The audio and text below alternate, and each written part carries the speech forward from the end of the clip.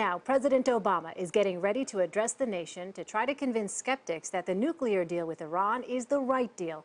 It's a hard sell, though. The agreement now heads to Congress for debate, where lawmakers have the power to kill it. But the president has said he would veto any attempt to block it. Some are denouncing it as a bad deal, others calling it a joke. And Israel's Benjamin Netanyahu warns this deal could lead to war. Moments ago, Scott Pelley spoke with the Israeli prime minister. Mr. Prime Minister, this deal was signed by the United States, Russia, China, Great Britain, France, and Germany after 20 months of negotiations. In your estimation, what is it that the world powers don't get? Well, I think that giving the preeminent terrorist state of our time access to nuclear technology that they will ultimately turn into an arsenal of nuclear weapons and hundreds of billions of dollars to finance their terror machine is bad for everyone, for them, for us, Israel, for the Arab countries around us, and for the United States. I think this is a very dangerous deal for the world. And I have to tell you, it's not only I in Israel who are saying that. Many of the Arab countries, many of them not openly, but they speak to us. They probably speak to you too. They think that this is very, very dangerous, and I agree with that. I think it's not going to turn out good. What does the next 10 years look like to you? Look, there are two ways that Iran can proceed. The first is they can get their way to the bomb either by cheating on the deal, or they can get their way to the bomb by keeping the deal. If they cheat on the deal, that wouldn't be too hard, because when you look at the inspection provisions in this deal, it's not inspections anywhere, anytime, as the president of Iran, Rouhani, said correctly. In fact, you have to give them not 24 hours notice inspecting a suspect site, but 24 days notice. Now, can you imagine you're a drug dealer and somebody tells you, I want to inspect your premises? That's a lot of time, 24 days, to flush a lot of meth down the toilet. So I think the inspection regime is full of holes, and I think that Iran will be able to cheat. But even if it doesn't cheat, within 10 years, they're free to build as many centrifuges as they want, and with that, they can take their mountains of yellow cake, churn it into enriched uranium, and be in a position with almost zero breakout time to rush to produce many, many bombs. So either way, I think they get their path to the bomb, even if it's delayed, but they'll get there. And the second thing they'll have is a lot of money, hundreds of billions of dollars, to give terrorists, their own terrorists and other terrorists, and that's going to endanger Israel, the Middle East, the Arab countries, and the United States. Yellow cake, of course, being uranium. So how would you characterize the Obama administration? Naive, reckless, foolish? Look, I respect President Obama, but we can respectfully disagree. I wish the deal was a deal that actually stopped Iran's path to the bomb and didn't finance their terror machine. But, you know, it's not only us. It's you, too. I mean, we're just the little Satan for the Ayatollahs. You're the great Satan. And just a few days ago, the so-called moderate president of Iran, Rouhani, presided at a rally in which they burned American flags and chanted death to America. This regime in Iran has killed more Americans than anyone except Al-Qaeda. This regime is building intercontinental ballistic missiles to reach every part of the United States. They're not building it for us, Scott. They already have missiles that reach us. They're building it for you. So I think this regime is a great, great danger for the world.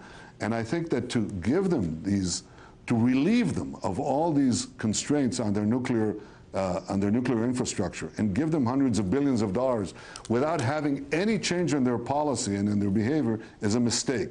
First, have Iran change, then give them all these easements.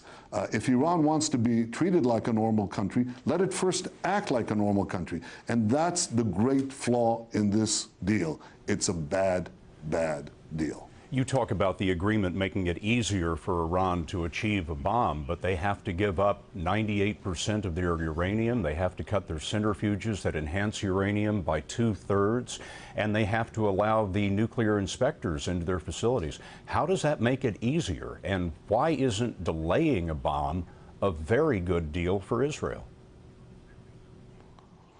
because you're legitimizing their path to a future bomb within a few years. That happens very quickly. 10 years pass by very quickly. This regime isn't going to change. They'll be able to build a vast infrastructure to produce a lot of bombs simultaneously. All these limitations that you say exist today will not exist tomorrow. But the regime will exist tomorrow, and it will have the ability to produce the fissile material, enriched uranium, for many, many bombs. And I think none of us, Americans or Israelis or anyone else, wants to see Iran with that capability. And that's why in Israel, this is not a partisan issue. In the Knesset today, I heard the head of the Labor Party opposition, my opponent, joined with me in saying this is a very bad deal, and basically rejecting the deal. And I don't think it's a partisan issue in Israel. It shouldn't be a partisan issue in the United States.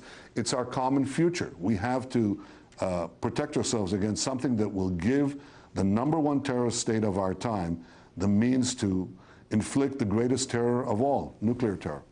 Has the United States turned its back on Israel with this? I think the United States is a great ally of Israel, and I appreciate the support that we receive. But on a matter as monumental as this, that affects not merely our national security, our very future, and I think affects also the future of the Middle East and the future of the United States, there can be disagreements. And there is a genuine disagreement here. And I think it's my obligation to speak up and talk about it. I believe the alliance with the United States will hold firm. I believe that despite these differences, that bond that exists between our two peoples will always be there. But it is a point of debate right now. And America is an open society. That's its great strength. It discusses things as we do in Israel. To say the least, you have many issues with Iran. Why not invite the Iranian Prime Minister, the Iranian President Rouhani, to Tel Aviv to talk things over? Well, you know, we had very good relations with Iran until the Khomeini revolution, which got these clerics in there. They oppressed their own people.